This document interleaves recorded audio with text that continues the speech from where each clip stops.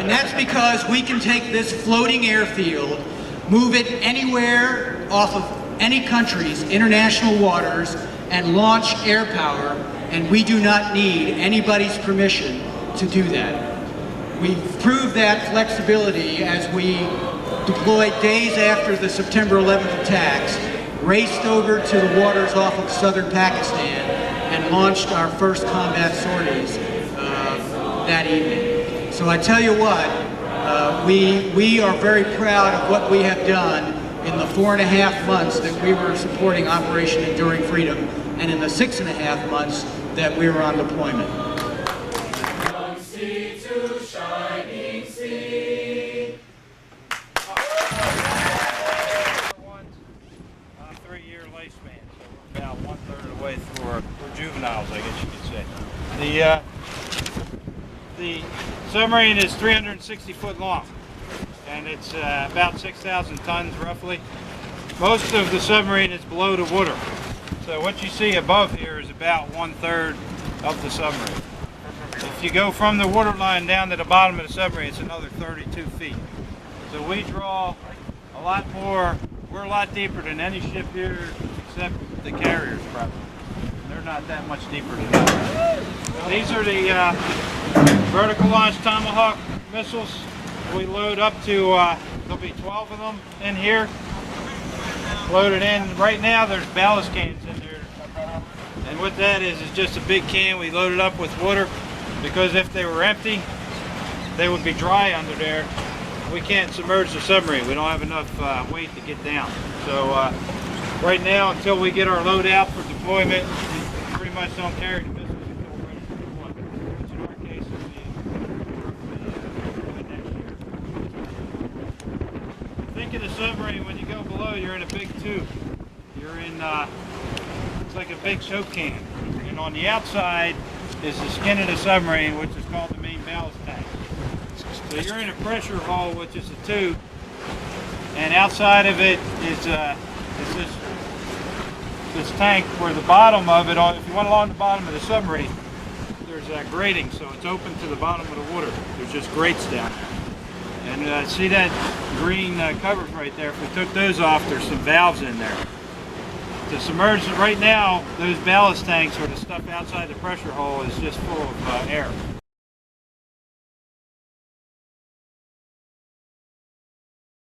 Deltas from 2nd Battalion 160th SOAR, which are inserting the initial element of the Ranger Assault Force. After landing, these helicopters will offload 2 Ranger Special Operations vehicles, 2 Ranger motorcycles, and additional members of the Assault Force into the Embassy courtyard. For your own safety. Observe now as the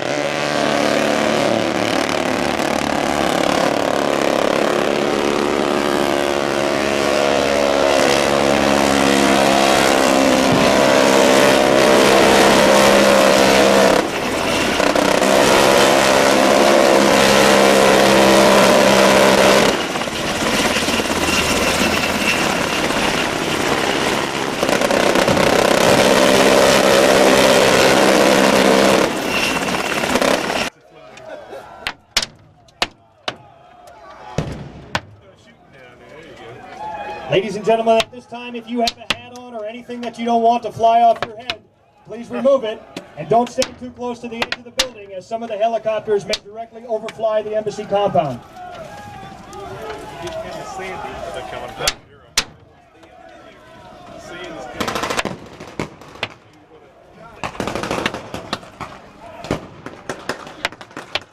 Observe as one MH6 from Regimental Headquarters, 160th SOAR, inserts a support by fire element onto the rooftop. The MH6's activities are masked by the sound of 2 MH47 Deltas from 2nd Battalion 160th SOAR, which are inserting the initial element of the Ranger Assault Force.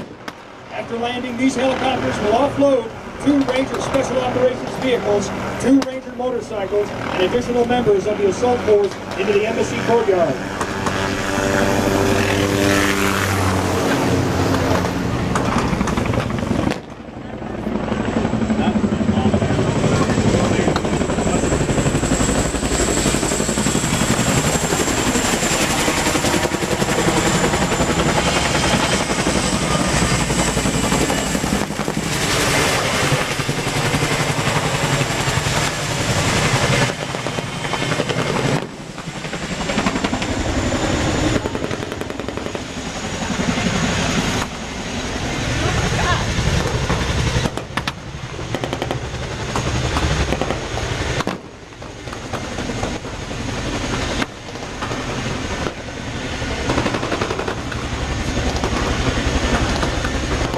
Special Operations vehicles are modified Land Rover 110s that carry up to 7 fully combat-equipped Rangers for communication with each other and will boost their positions to provide overwatch and supporting fires in order to isolate the objective area.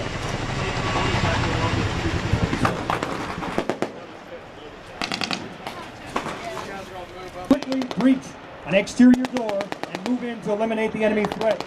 2 additional MH-60Ls will insert the remainder of the Ranger force using the fast rope infiltration-exfiltration system. This system, designed by Army Special Operations, allows the assault force to rapidly mass their forces on the target. Conducting evacuation operations in this area for your own safety. Observe now as the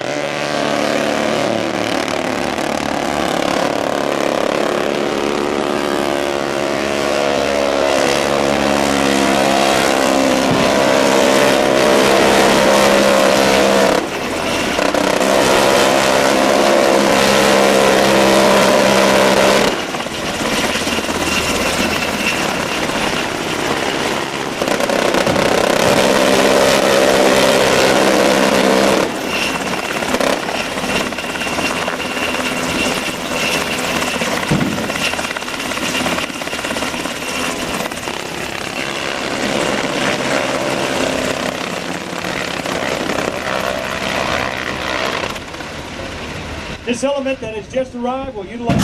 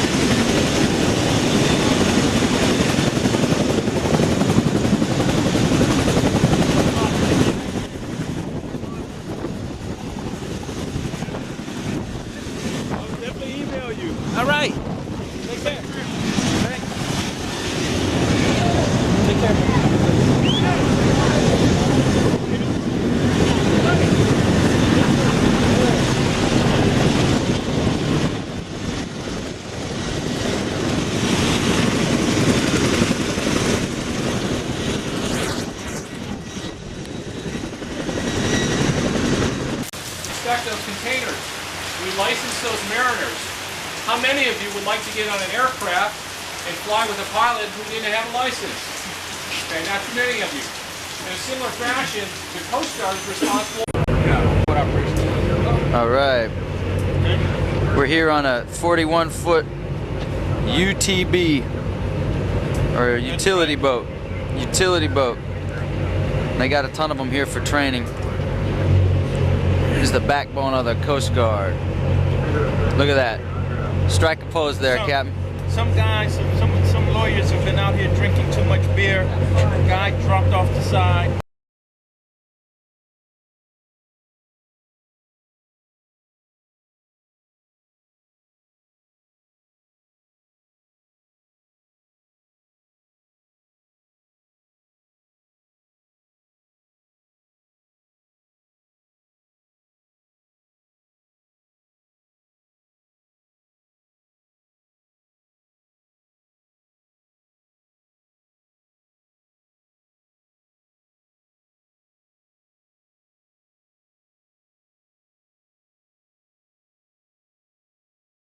Older than the people that are flying in them and flying them themselves. But it has been a great workhorse for us. Here, if you look off at your 2 o'clock, you'll see a UH-1 November helicopter. This is our utility helicopter. It's going to demonstrate another means of putting reconnaissance Marines into an objective area. The Huey is flying above the surface of the water. He has 4 reconnaissance Marines embarked. At night, at great distances, miles, not meters, he'll drop his Marines into the water and they will swim ashore. He should drop just off the left-hand side of the pier.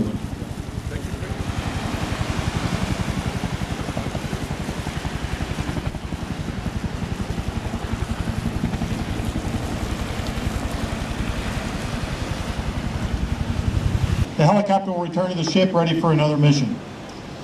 Now the MAGTF command, you see the chutes over there at about your, what's that, 8 o'clock now. MAGTF commander is getting his information, making final adjustments to his plan. He's rehearsed the plan. The plan has been briefed all the way down to the lowest private in every unit in the organization so that he knows not only what he's responsible for doing, but what the responsibilities are of his next senior Marine. That way, if someone gets hurt,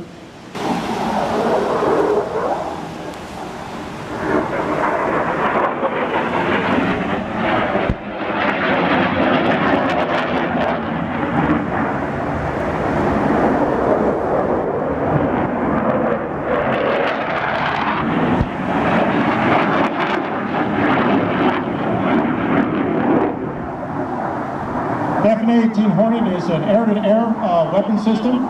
It's an air defense system. It's an air command and control system. It's an air interdiction system, and it's a close air support weapon system. It's a pretty wide range of offensive air capability that our Hornets provide to the Marine Air Ground Logistics Task Force.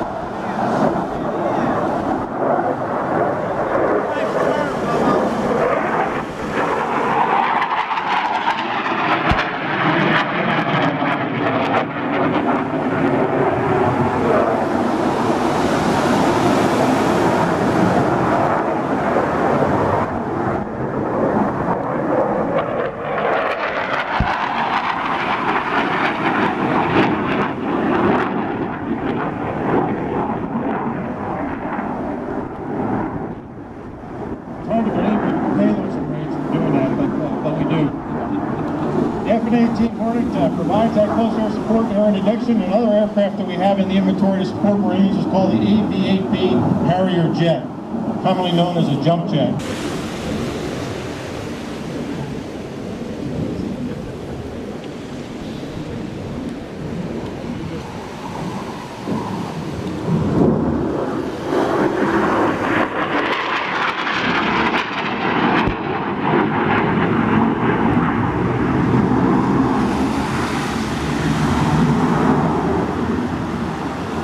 You're going to get to see the Harrier up close and personal a little bit later today, but it's a single set, single seat, single engine.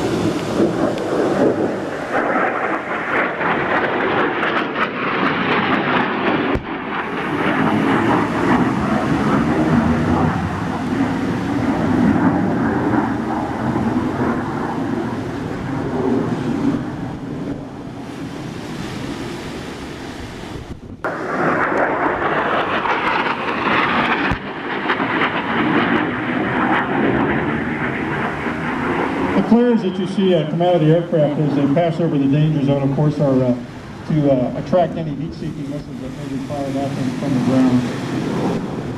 The USS Portland has disgorged part of its surface assault force. Off the right-hand side of the pier, you'll see some vehicles that we call amphibious assault vehicles. This is the P7 version, which is a personnel carrier.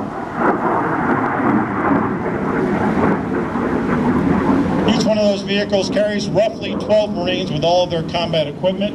They're crammed in there pretty tight. A very capable weapon system that's been around for a very long time. As you can see, it only travels about 6 knots in the water. We will replace this with an amphibious assault vehicle that is much advanced, actually gets up on plane and travels 25 knots in the water. The AH-1 Whiskey Cobra is our close-in fire support weapon system.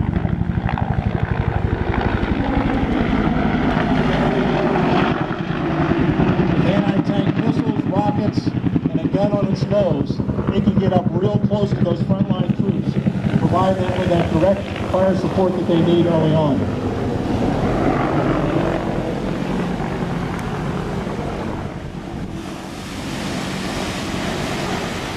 I like to refer to the Cobra as kind of that hip pocket pistol that you can use in a close fight with that close-in fire support.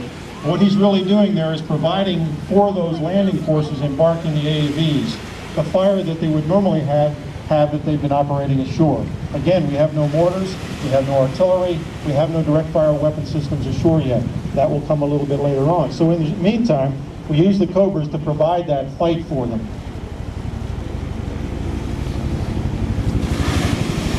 Now see how we separate things in terms of time and distance here. You've got surface, helos, and jets all in the same space at the same time.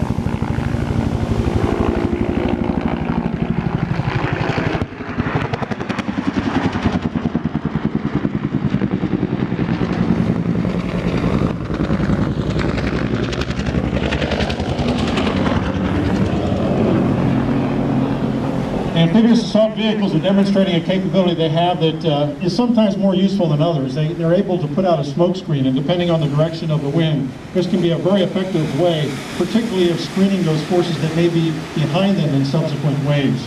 It just masks where they actually are to perhaps avoid being fired on by any direct fire weapons. Once this vehicle gets ashore, it doesn't need to transition. It goes directly from the ocean to the beach and inland without any having to stop. It's a pretty capable weapon system. As I said, its principal detractor is the fact that it's very slow in the water. We'll overcome that in about 6 years.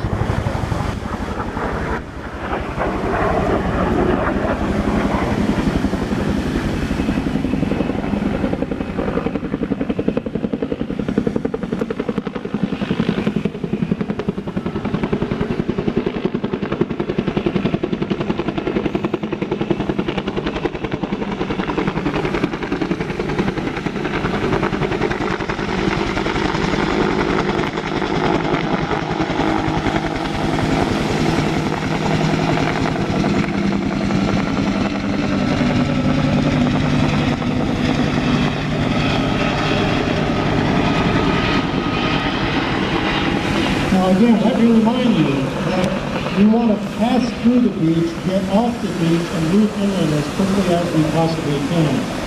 This avoids the potential of being detected on the beach itself. It also allows us to keep the enemy off of his guard, off of his toes, and hit him where he's weakest.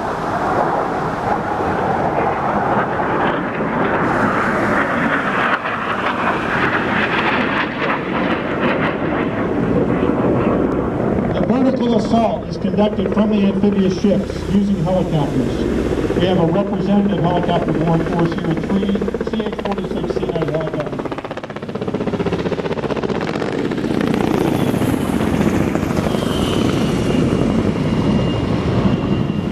The AH-1 Whiskey Cobra will normally escort those craft as they move into their landing zone and discharge their Marines. Each one of those 46s holds a squad of Marines for 13 minutes.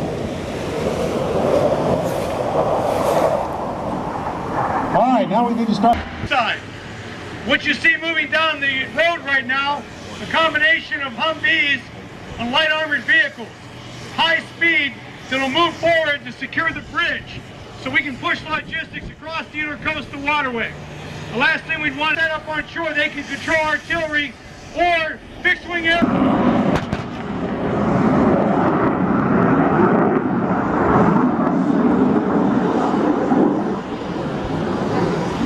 What you're seeing is a fine example of what we call combined arms. We don't use aviation and turn it off, and then use artillery and turn it off, and then use infantry and turn it off. The fires that are fired are a combination. We would be using right now naval gunfire, our own artillery, fixed wing close air support, and helicopter close air support all at the same time, in concert with maneuver briefing on its capabilities. Now we're going to give you the opportunity to walk on that craft, to walk on this craft, they'll lower the bow ramp, and also to move down to visit the artillery. And that's the last rounds that were fired, I believe. Is that shot complete? That's rounds complete, so it'll be safe to move on down there. So warrior spirit that took those Marines during the island campaign in World War II, but we don't use it against frontal attacks, against dug-in positions along a beach. So as Major General, we want to hit them at that point. And the only way you can do that is to do it with a lot of maneuver and do it rapidly. Because if you start to slowly develop your plan, they'll obviously react and shift. And this landing craft air cushion gives us that capability. It's my pleasure today. We have Chief Warrant Officer 3, Kohut, who's going to go ahead and give you the brief on the landing craft today. She enlisted in the Navy back in 1980, 21 years ago. She went up to the rank of Chief Petty Officer in 1994. Then she was commissioned as a warrant officer in 1995. She's been working with these type of craft for the last 4.5 years. So without further ado, let me give you the subject matter expert on the landing craft air cushion. You're up. Good morning and thank you for coming. As we refer to as LCACs, an LCAC is 87 feet long, 47 feet wide. She can carry up to 60 tons, such as the M1A1 tank behind me. Our LCACs have 4 main engines and 2 APUs, which allows the craft to get up to speeds of 55 knots across the water. Of course, that depends on sea state and wind and how much weight is on the deck. Craft crew consists of a 5-man crew, and it takes all 5 to operate the craft. A craft master, a navigator, an engineer, a deck mech, and a load master. The only weapons LCACs carry are 2 M16 guns, 3 M16s and 2 9mm. We're home ported in Little Creek, Virginia.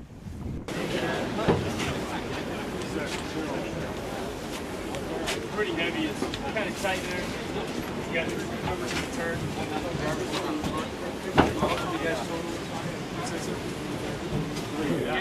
Bigger gun, better armor, better power control. So it's top of the line M1. All right. Hey, Frank.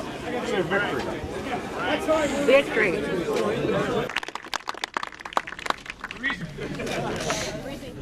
Phil, come on out. It's my distinct pleasure now to introduce Major Phil Woodley, the commanding officer of Small Craft Company. Phil hails from Bessemer, Alabama.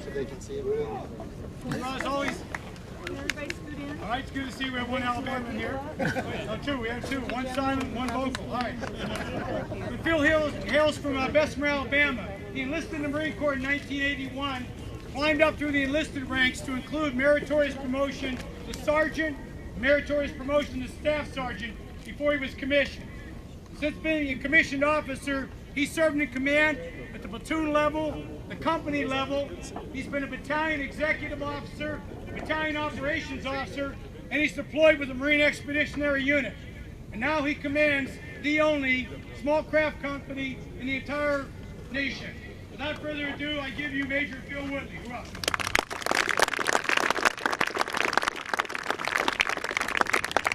Good morning, ladies and gentlemen. As the commanding general said, my name is Major Woodley. I am the commanding officer of Small Craft Company, Headquarters Battalion, 2nd Marine Division. The purpose of this demonstration is to show you the capabilities of the United States Marine Corps Mobile River Marine Corps. First, I'd like to take some time to set up the demonstration by developing a scenario for you. Now, this scenario can take place anywhere throughout the world where rivers and waterways exist, and they are used as lines of communication for travel and resupply. For the purpose of this demonstration, a task-organized mobile riverine force has been sent into the vicinity of this riverine port facility in support of the United States national interest. In the The large white building to your far right front is where 4 United States scientists are located. They've been here working on several projects with local scientists, some of which have included the use of equipment that is sensitive to the United States. As the situation in the country has deteriorated, the United States Embassy has initiated the evacuation of all U.S. citizens and designated foreign personnel from this country. The 4 scientists located here have contacted the Chief of Mission at the U.S. Embassy and expressed their concern for their continued safety in this area. They've also informed the Embassy that they cannot reach the designated marshalling site for evacuation as heavily armed rebel forces have moved into this area of operation. As of yesterday, some of these rebel forces have occupied positions in the building to your immediate right. The Chief of Mission, along with the Marine Air Ground Task Force Commander, have determined that these scientists located here must be evacuated from this crisis site. They've also declared this area of operation and the rebel forces operating this area as hostile to United States interests and United States citizens. The rules of engagement have been defined. The use of force has been authorized. They've also determined that extraction via road service is not an option, nor are there any viable helicopter landing zones in which a helicopter-borne force would conduct this evacuation. Their decision has been to send in a mobile riverine force in order to evacuate the citizens from this crisis site. Now, ladies and gentlemen, I am aware that you've seen many Marine Air Ground Task Force or MAGTF capabilities already this morning. And throughout the rest of the day, you'll see many more MAGTF capabilities. I'm also sure you've heard the word unique used several times. What you're about to see here is perhaps the most unique operational capability located in the entire Marine Corps, if not the entire Department of Defense. Now, I'm sure you're asking why. Well, that's because Small Craft Company, located here in 2nd Marine Division, is the only unit of its kind. There is not a small craft company in 1st Marine Division or 3rd Marine Division. I do not have a counterpart in Camp Pendleton, California, or Okinawa, Japan. We are the only unit in the entire Department of Defense operating these type of watercraft. Now, we focus on conventional operations in the riverine environment. Now, the 2 key words here are conventional and environment. The United States Marine Corps views rivers and their tributaries as an operational environment. We see rivers as lines of communication from which to conduct conventional operations, not special operations. We see little difference between that of the riverine environment and that of the jungle, mountain, desert, or the Arctic environment. Now, while small craft personnel require some unique equipment and some specialized training, once we're upon the water, the Mobile Riverine Force conducts conventional operations. Now, a Mobile Riverine Force is nothing more than a Marine Air Ground Task Force that is capable of conducting sustained conventional operations in the riverine environment.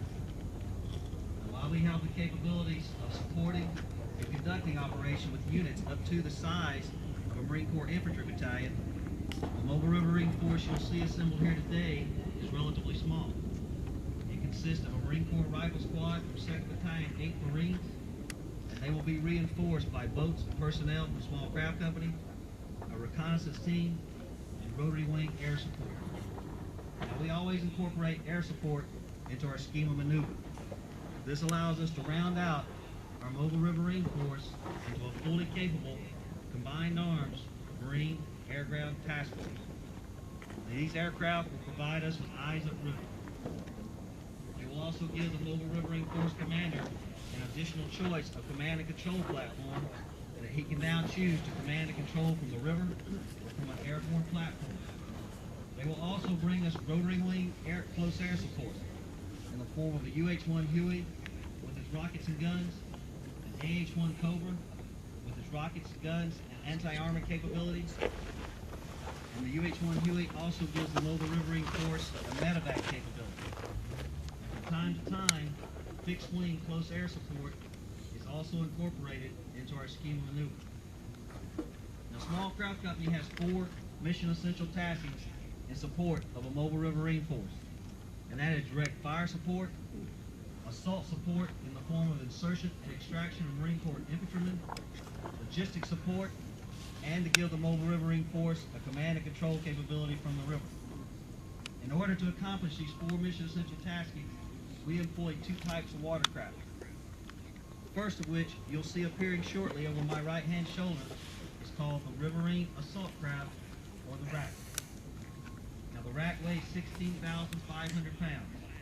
It is 35 feet long. It's built of aluminum hull construction. It's powered by twin 300 horsepower turbocharged Cummins diesel engine. Its propulsion is provided by twin Hamilton water jets. It's capable of speeds of up to 35 miles per hour. Now when it's up on step, we only need a 9-inch draft of water. This allows us to operate in many rivers and waterways throughout the world where other watercraft cannot reach.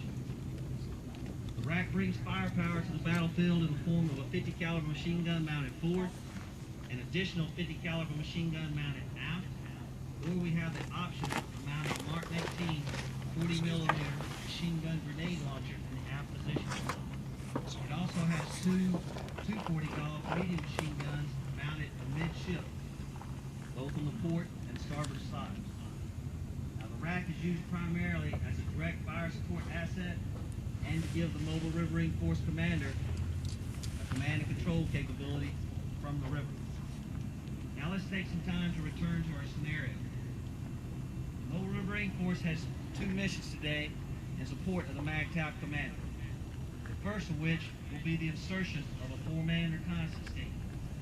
This reconnaissance team will be the eyes and the ears of the Mobile Riverine Force Commander as he's finalizing his plans.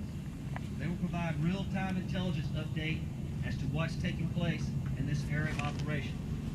Now let's take just a moment and we'll watch this demonstration.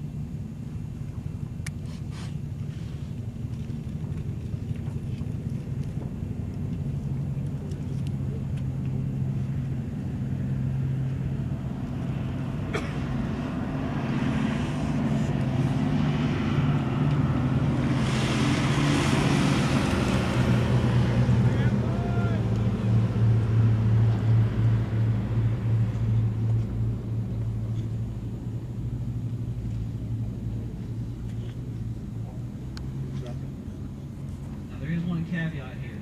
The purpose of our demonstration is to show you our capabilities, not illustrate our tactical prowess. Under normal operating conditions, these insertions would take place under the cover of darkness, quite possibly during inclement weather conditions. They would also take place 2,000 to 4,000 meters offshore as each reconnaissance marine is an excellent swimmer. For the purpose of our demonstration, we've inserted them just off our landing site so that you can see this capability. Now this reconnaissance team will move in and establish an observation post. They will begin sending back information to the Mobile Riverine Force Commander using satellite communication, transmitting digital pictures. All this will provide a real-time intelligence update as to what's taking place in this area of operation. More importantly, what's taking place here at this Riverine Port facility and those 2 large white buildings. Now the second mission today of the Mobile Riverine Force is that of direct fire support, the insertion and extraction of a Marine Corps rifle squad, and the evacuation of the American citizens from this crisis site. In order to accomplish this second mission, we will soon see 4 rigid rating craft approach our landing site in order to debark the Marine Corps infantrymen to conduct their operation. Concurrently, you will see the RACs move to support by fire position and execute a J-turn. Now this is a full speed, 180-degree turn executed in just 1 body length of the boat. This allows us to come to a rapid stop and engage targets and opportunity. Just as with any operation, speed, shot, and firepower are crucial to the success of a marine operation. Now let's take some time to watch the demonstration. If you have carry protection, I suggest you use it this time.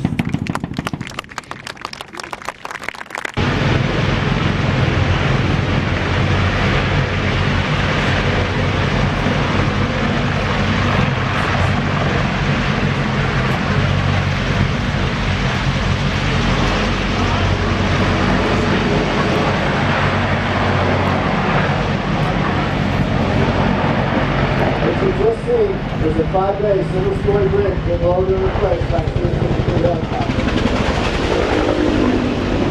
Keep in mind as the HST team unhooks the rig that the bridge weighs approximately 12,000 pounds and the downwash from the helicopter exceeds 100 miles an hour. Once in place, the bridge will be operational in no more than 3 to 4 minutes. There are 3 ways to construct an MGB: single-story, double-story, and double-story with link reinforcement. The bridge can accommodate a gap of 150 feet and handle a military load class of 70 tons. 8th Engineer Support Battalion has the only active duty bridge company in the Marine Corps. They have employed their assets both inside and out of the United States in disaster relief operations. Some other assets to the Combat Service Support Convoy are now coming into view. First is an ambulance.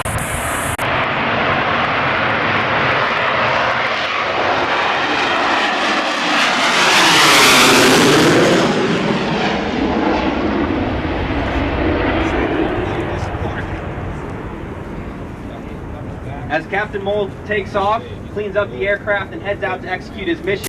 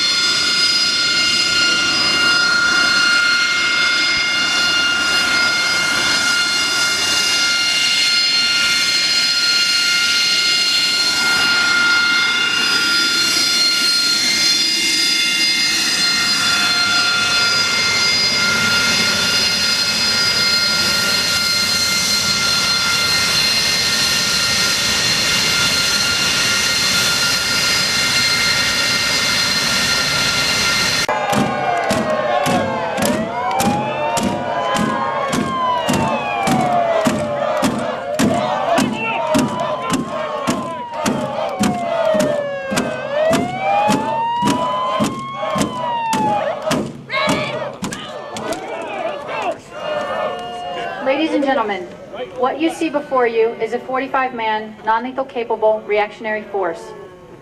They're outfitted with equipment from the Marine Corps non-lethal weapons capability. The force commander issues an initial proclamation of her intent to disperse the crowd. This is an illegal demonstration! The crowd remains belligerent and their level of aggression continues.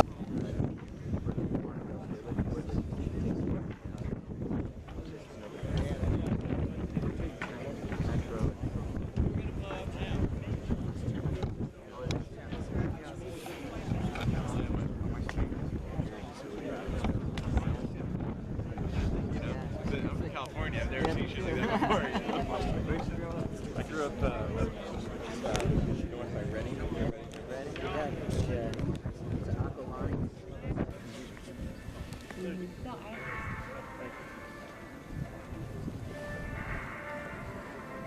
I orient you to your right front. You can see the aircraft as they pop from the north. Coming in low from right to left. Rounds a minute. That's what makes it the most lethal aircraft. What makes it the most versatile is the fact that we can take all this stuff off in 30 minutes and we can cram 14, 16, whatever guys we can get in the back in there and take them in and drop them in an LZ somewhere and go pull them out. And then come back if we have to in a matter of a short period of time and rearm up. So it's a very versatile aircraft, kind of like a Mr. Potato Head. You can put all kinds of things on it and make it look I very love good. it. One of the other things that this aircraft is capable of doing that's different from all the other Blackhawks in the Army is we have an aerial refueling probe right here. This allows us to stay airborne as long as we're needed. Normally we can fly 4.5 hours on the gas that we have, but as long as there's a C-130 tanker available for us to gas up and there's customers that need our help, we can stay airborne and fly. We carry about 23,000 pounds is the max gross weight for this aircraft, and we go about 120 knots is about our average speed in this configuration. Somebody asked me before what's the fastest this aircraft can go. You take off all this stuff, all these nice attachments, and go light on gas, make the aircraft real light, about 14,000 pounds or so. You can probably get up to about 193 knots in a shallow dive, which is pretty doggone fast.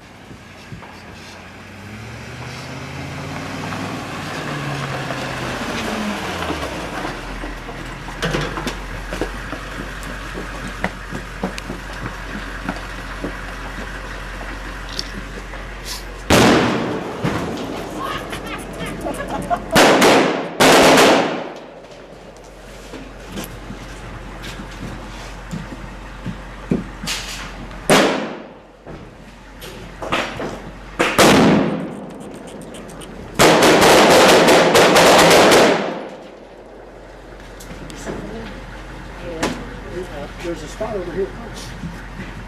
Here, come here.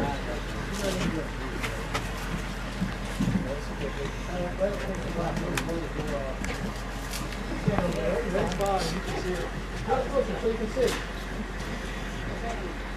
Be the interior chart.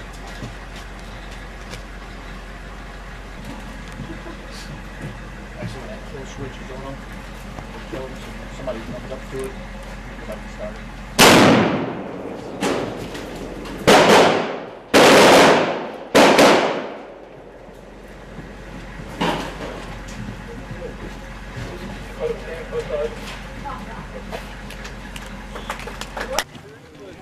I'll have to ask, I wasn't listening to the briefing, and it was probably around 10,000 feet. Yeah, it looks like that.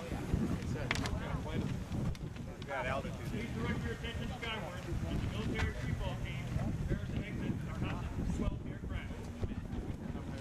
The method of infiltration used by some special forces attachments is military freefall halo.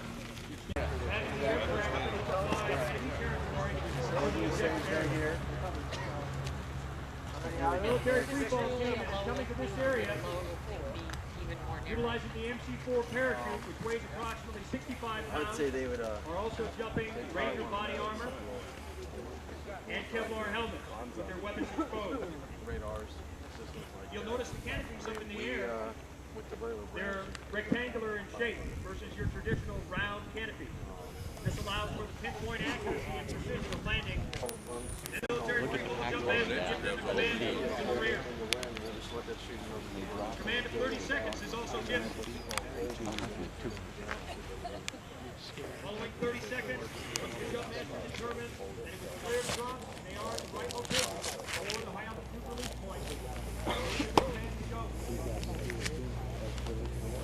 Military freefall detachment, when they step out of the aircraft, in freefall, can reach speeds up to 126 miles per hour. They utilize their hands and feet, almost like rudders, being able to guide themselves in free fall so they can move closer or further away from each other if desired. This takes a little getting used to, because as you approach someone in free fall, if you stick your arms out to grab them, that will have a reaction. Watch now as the military free fall lead man determines lands at the predetermined assembly point. he determines all that, and yeah, see, it's pull right in there. He's gonna get red. Oh, that was nice. I got this.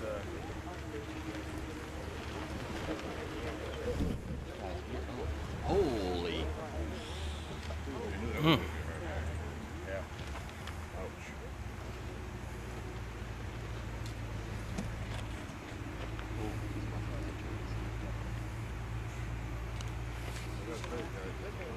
Oh, there's that in the perimeter, that's why. Oh, sorry. you just hope you should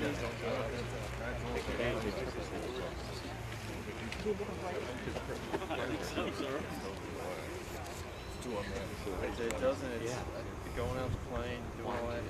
Craft time with a super right here. It's beautiful, it's from a sound of peace.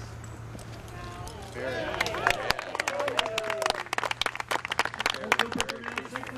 Look down down, hit the ground, and then you go from everything's so active, punching the plane, everything's like whoosh, whoosh, whoosh, and your adrenaline You are about to observe a non-combatant evacuation operation using an array of forces from the Army Special Operations Command. To facilitate your view of this operation, we have moved up to the rooftops of the U.S. Embassy compound in the Latin American country of Aragon. Currently, you're on the roof of the U.S. Embassy at Aragon. The Special Forces Commander is located in his command post on the 3rd floor of the building located to your left and is controlling the operation. For your convenience, this operation is being conducted during daylight. However, our actual combat missions are almost always executed during the hours of darkness to capitalize on the superb night fighting capability of the Army Special Operations Command. Direct your attention to the front and note the large number of demonstrators that have joined to protest the current situation at the embassy. The Special Forces Commander is coordinating with 3 sniper teams, which are positioned on key rooftops throughout the city. And his psychological operations element to monitor the civil unrest which is currently unfolding. The Special Forces Commander has now directed members of the 9th Psychological Operations Battalion located in RV to utilize their loudspeaker system and broadcast messages to the demonstrators. The Spanish and English broadcast is providing instructions and reassuring them that we are only preparing to evacuate civilians from the country. This is a highly effective, non-lethal method of obtaining, maintaining, and peaceably controlling the situation. One of the Special Forces sniper teams has reported a rifle. The sniper team has reported that the RPG threat has been eliminated, but that personnel carrying weapons have been spotted moving into buildings across the street from the embassy. The embassy has now come under fire from a rebel threat located in the buildings across the street. The Special Forces Commander will now notify the Ranger Assault Force from 2nd Battalion, 75th Ranger Regiment, in helicopters from the 160th Special Operations Aviation Regiment, loitering in the distance.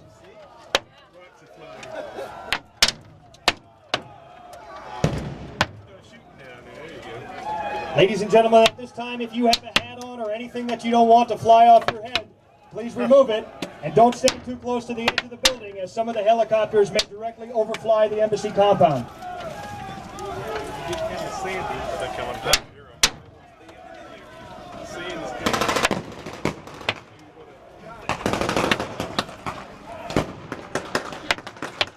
Observe as one MH6 from Regimental Headquarters, 160th SOAR, inserts a support by fire element onto the rooftop. The MH6's activities are masked by the sound of 2 MH47 Deltas from 2nd Battalion, 160th SOAR, which are inserting the initial element of the Ranger Assault Force. After landing, these helicopters will offload 2 Ranger Special Operations vehicles, 2 Ranger motorcycles, and additional members of the Assault Force into the embassy courtyard.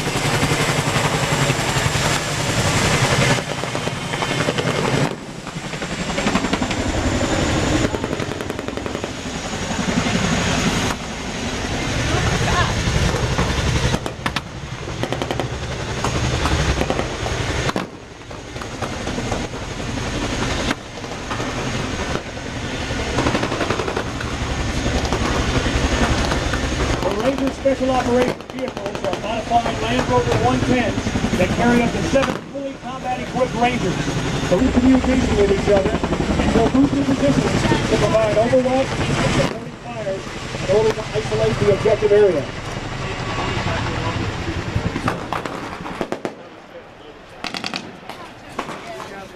Quickly breach an exterior door and move in to eliminate the enemy threat. 2 additional MH-60Ls will insert the remainder of the Ranger force using the fast rope infiltration-exfiltration system. This system, designed by Army Special Operations, allows the Assault Force to rapidly mass their forces on the target.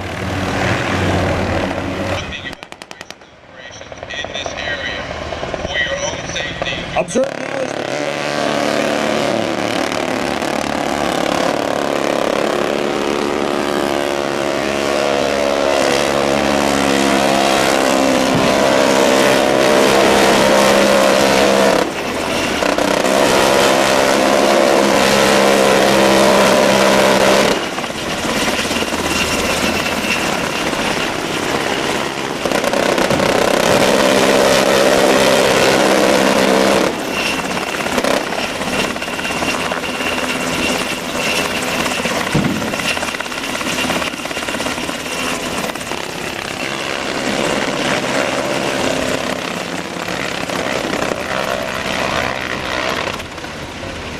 This element that has just arrived will utilize...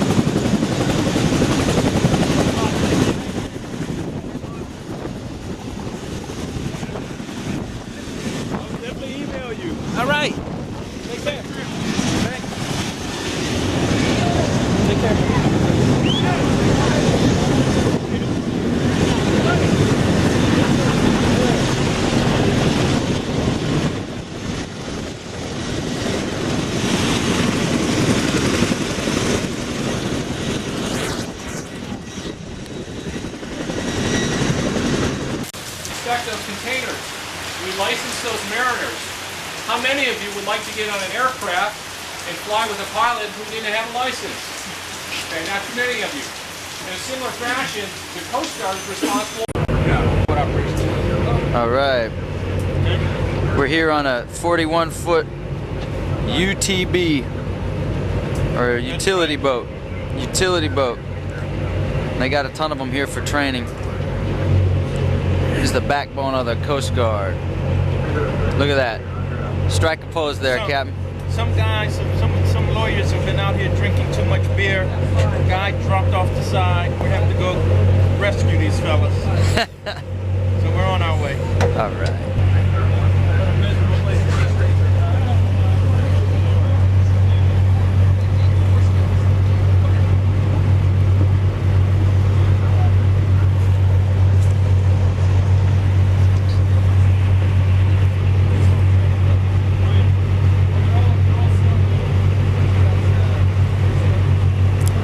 Tell me where we are.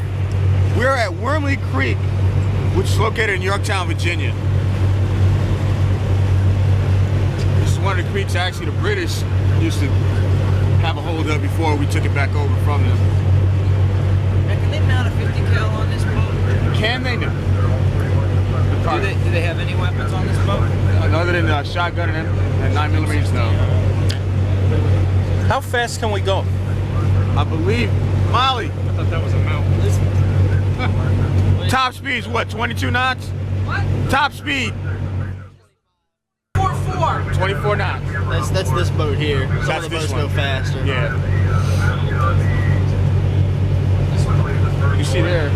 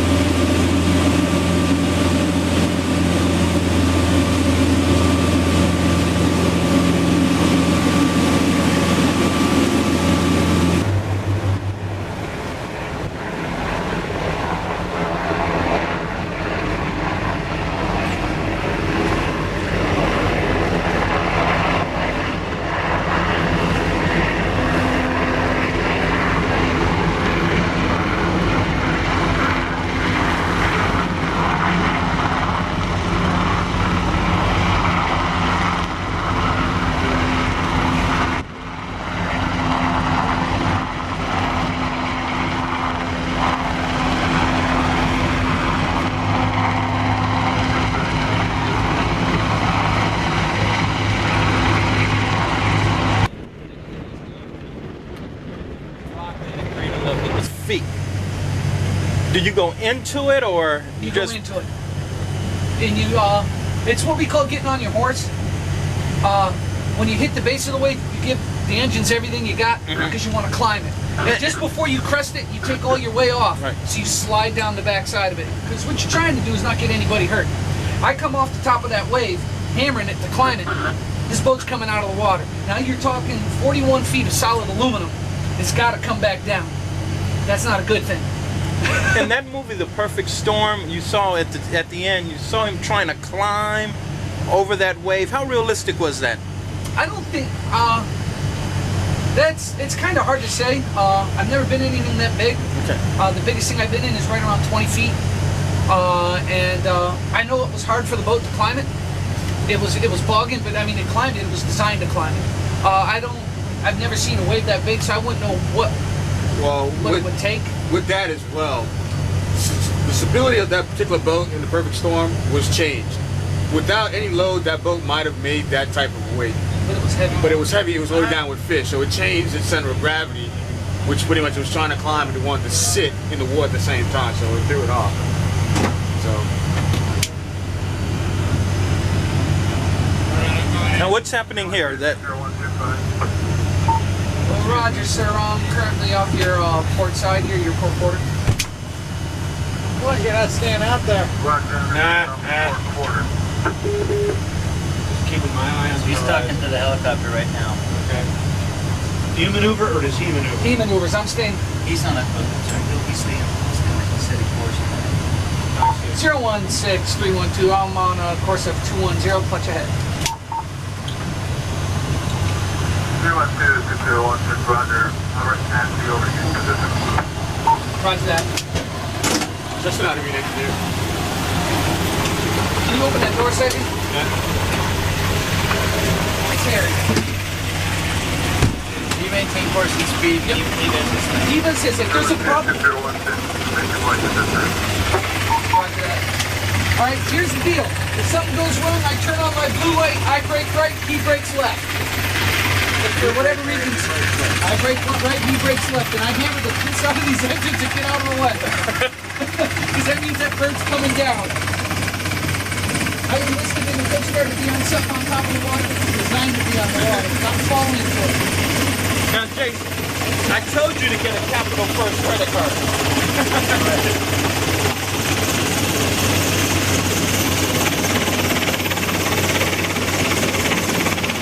Anybody ever seen the Red October?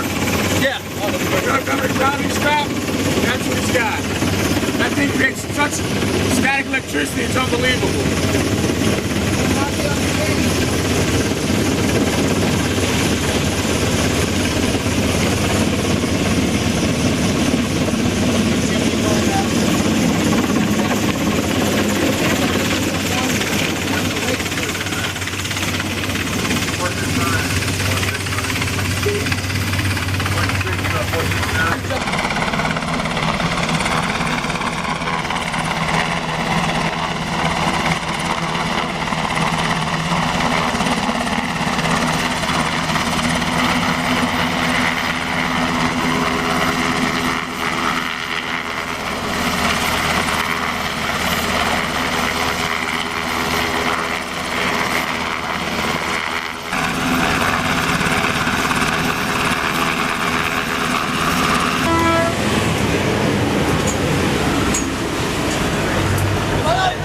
People in the boat are going to keep their eye on the plane. If the man overboard, everybody will keep their eye on him and not take it off.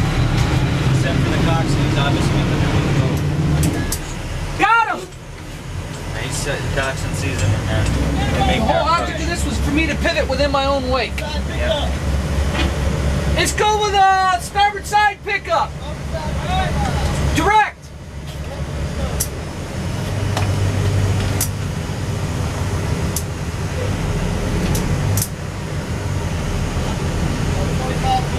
Turns it on, we make a great big turn and come back around. Well, by the time I come back around, I've lost my wake line. I know that he's somewhere within my wake line, so if I stop the boat, pivot it, put it back within my wake line, and start working my way back, he's going to be somewhere within there. And then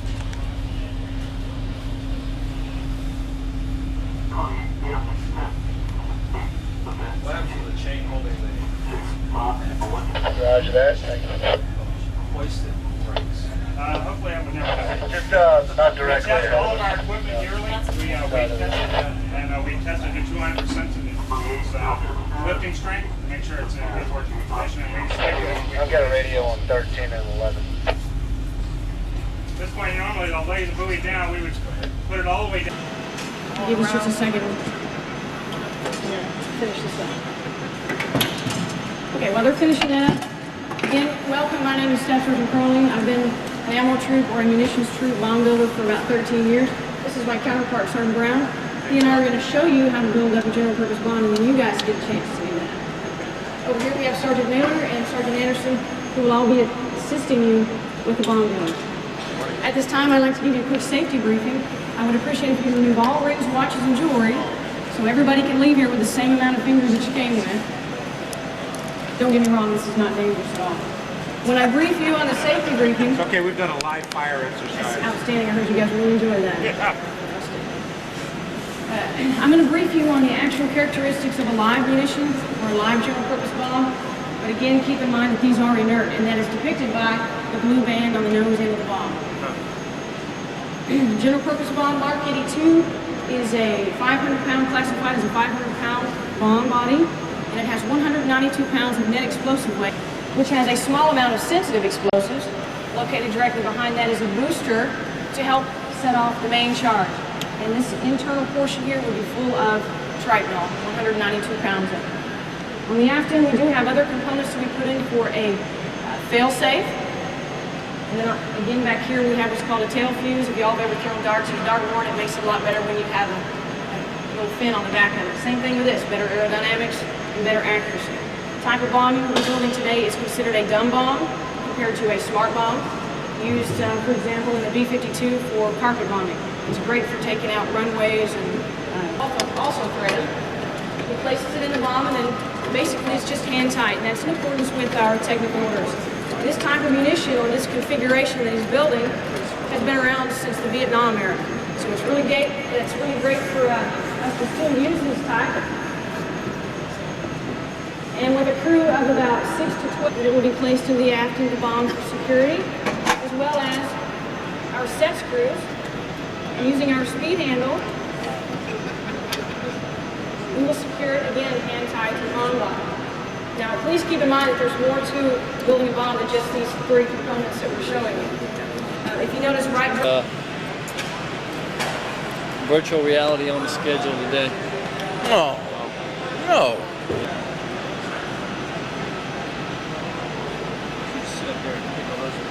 They use the same evacuation system that they used for the soldier with the broken leg, so that once this person has a surgery and is stabilized, they can go back to the States to recover.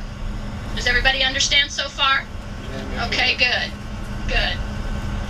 Now, our role as Air Force medics, as you can probably see in a nutshell, is to treat the wounded and get them back to duty, or treat them and get them out of the combat zone so we can replace them with fresh troops. We want to have healthy troops on the battlefield at all. For stretchers, the litter obstacle course is where we train our medics to safely move patients. You have to have 4 people on the litter. They all have to be moving in unison so that they don't hurt themselves or dump the patient off the litter, because that would be a bad thing too. So we train them. They go over different obstacles, up hills, over walls, things like that, with mannequins on a litter. The next area you might see is our tent building area.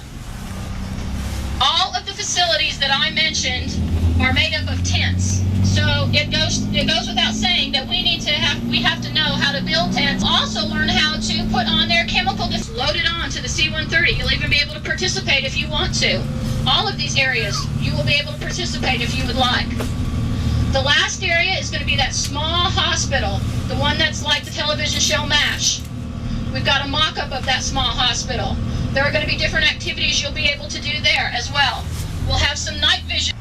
We're going to rotate you in groups, so please stay with your escort. You're going to get to spend 20 minutes at each station. The area here also serves as our simulation cell.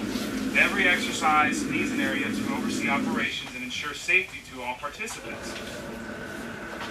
Also, a strong logistical pipeline is necessary. Prepare to walk. Walk. Absolutely. What you're going to do is once you get up to this vehicle, you guys can gather around right over here. They have to lift the patient.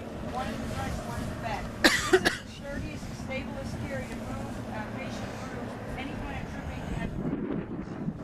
You got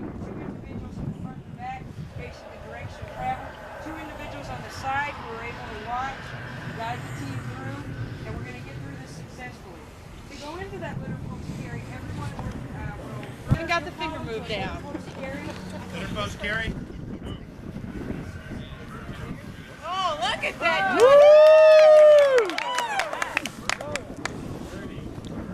I watched Saturday Night Fever a lot. You're going to be the first through the obstacle. As you can see, we've got 1, 2, 3, 4, 5 wires that we need to get over. To help the team out, to let your last person know when they've cleared it, you're going to start counting out. When you go across that first one, you're going to say 1, you get across the second one, 2, and as y'all go through, you're going to count off the ones that you go through. When he gets to the end, if the number he ended on was 5, you need to get to 5 before you're done. And sir, you need to get to 5 before you're done. It's like moving a refrigerator down a stairs. Absolutely. Absolutely. When you're ready, sir, you can proceed through your obstacle. Ready to proceed? Move. Nice and slow. One. 2. 1. 3. 2. 1. 4. 3.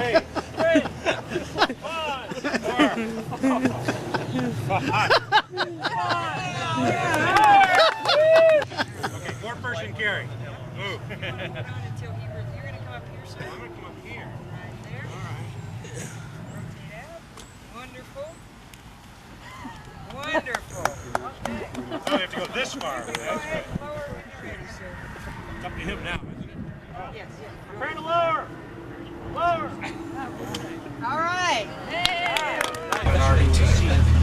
If you live by the Air Force Base, we can put you on the Air Force Base. And if you were nominated by those, we got you into a different organization. And actually, it's great when you're the wing commander because now when my ball lands on the green, they give me the putt. You was familiar with that service. I don't have to putt anymore. The intent is to get you oriented. That was really the focus, the primary focus. Then after that, we made sure that the distribution for women and men were the same. We made sure the locations, as much as possible, were from different. We had a number of Floridians, so that made it tough. And there were Texans. I think the Texans are divided amongst the whole group. And then the rest of them were, the next of them were we just made regional areas, and we didn't look at names. And then a good mix of professionals with educators with, but otherwise, I mean, we're not looking at names.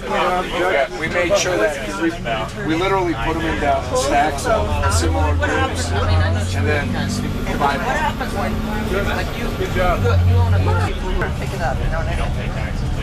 Definitely one second of suspicion, that's what I'm saying. Really? Whereabouts? Nevada. How long have you been doing that? I've been in mining since I was 16. Is that right? You can sell it to anybody. Yeah, you get a reminder. Oh, you got my product, you can sell everything. It's a very liquid product. It's probably the most liquid commodity you can get. Just like gas. Does it fluctuate? I don't know. Follow the gold price. Yeah, it's gone from probably in the last, it was down in the last couple of years as low as $250 an ounce, and now it's a little over 300. That isn't so as important as the flow of dollars into the gold equity markets for us, because we were able to, we had a copper company, we sold it, so we had a lot of cash. We sold it for $100 plus a day. So we've been out buying gold assets with like 1 cent on the dollar. Really? Well, if you MC the luncheon, you can also say something. I'm in traffic. And this is the greatest job going. I've got big holes on the golf course. Every place I want to go, I got a parking place, and I never have to get in lines. Anybody want my job? Too bad. No, I just want to be your golf partner.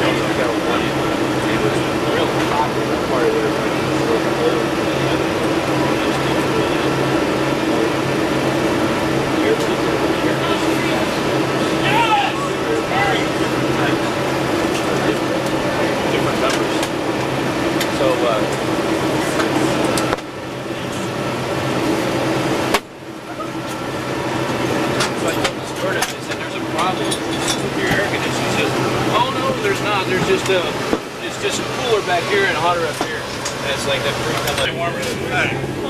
Sucking it out. Not anymore. It'll be a short damn ceremony, I can tell you.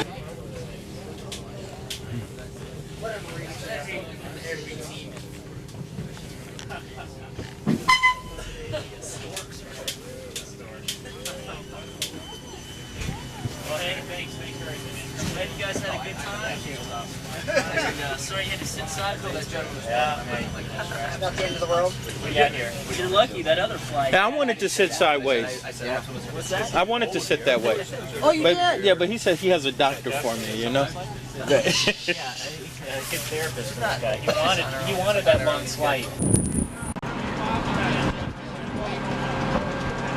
Yeah, we got Secret Service. Everybody, I guess.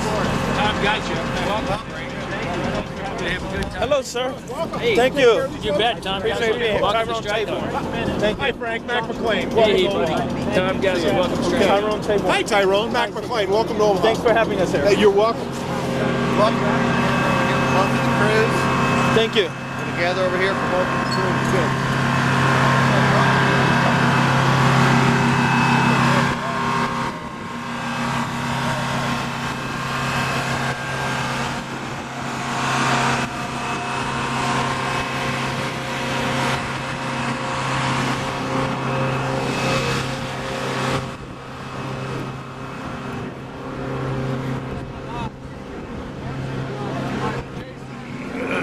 It was 34 degrees. Not 34 This degrees. is great. This is almost summer weather. It's like on the beach. Yeah. 54 degrees. I think it's those engines blowing heat around for us, maybe. I don't know. Maybe that could be the case. It doesn't feel like cold.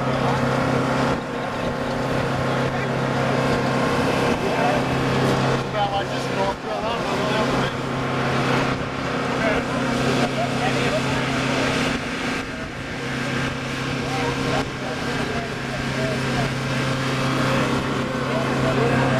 Yeah, I will. We actually did a pretty good time, didn't we?